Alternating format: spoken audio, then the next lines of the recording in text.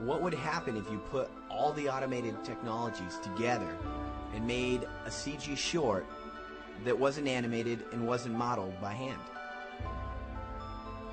Modeling of faces, the indoor location, and costumes was attempted using laser scanning. Characters' body and facial animations were recorded using a motion capture system. We're using simulations for organics like fire, cloth, water, wind. This will be one of the coolest projects you've ever seen.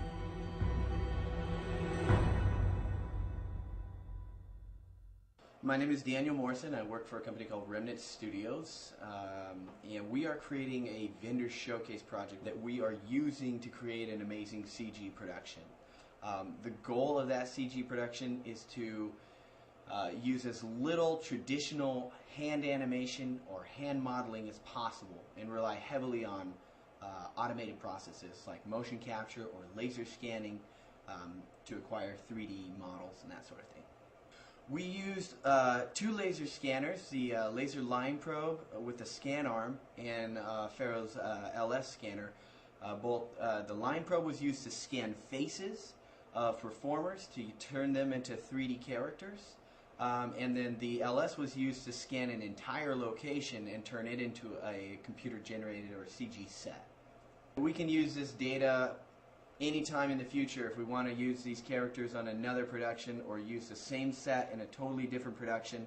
The value is there and the quality is great.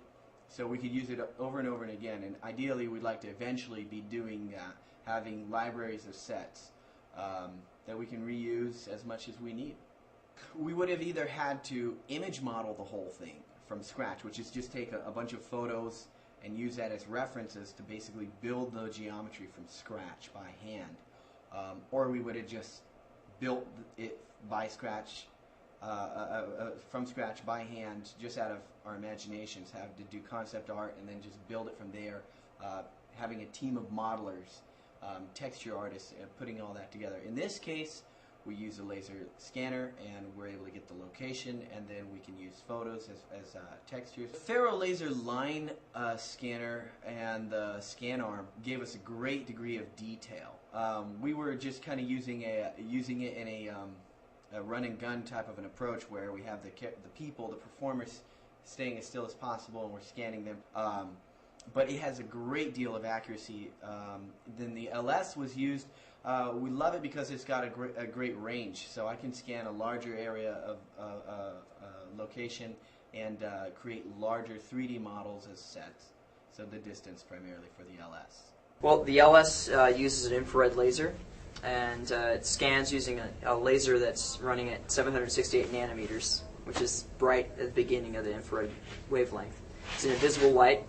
Scans the area at very high speed, and it basically collects a point every millimeter or less. What we get is a point cloud, and we're usually collecting like millions of points. So typically we'll have like a 41 million point cloud scan. It was really interesting scanning with the Ferro scanner, the LS. It's a lot of data. I'm a resolution nut, of course. I love more data, more accuracy, because I can always compress it, always optimize it on the back end or at the end of the project when it's being kicked out to my 3D modeling app, which is great. It's one of the reasons you're looking for it, is to have all that data. But the possibilities of what you can accomplish in a short period of time are greatly enhanced, and it's very reasonable to see how you could have a huge cost benefits from a pipeline like this with a Ferro scanner.